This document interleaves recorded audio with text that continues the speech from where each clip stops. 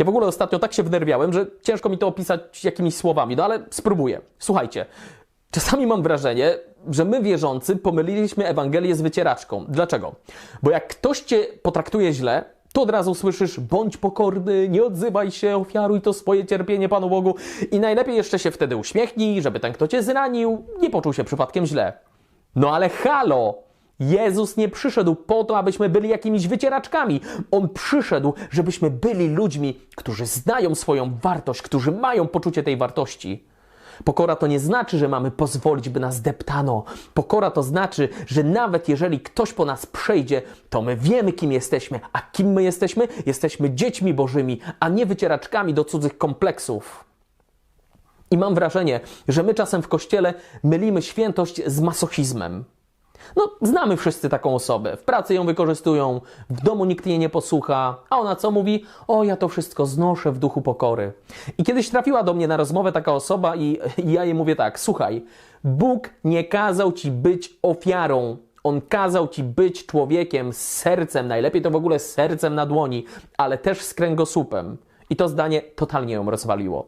Bo przez lata myślała, że świętość to milczenie, to cierpienie i ślepie nadstawianie drugiego policzka, nie? Bij, jeszcze mocniej bij. A Jezus cierpiał, ale nie był ofiarą. Cierpiał, bo kochał, a jak bolało, to krzyczał do Ojca. I to jest pokora.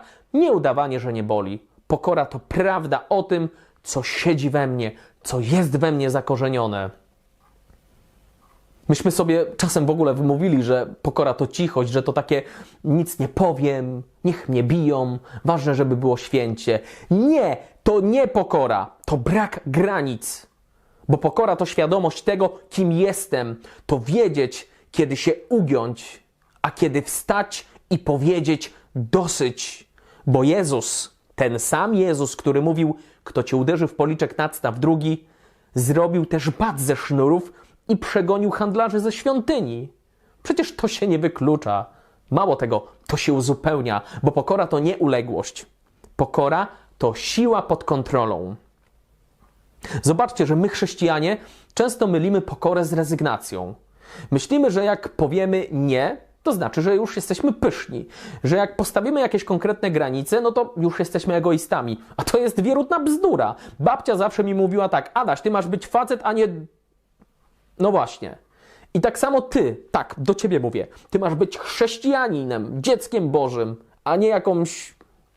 Święta Teresa z Awili powiedziała: pokora to chodzić w prawdzie, a prawda czasem brzmi: nie zgadzam się.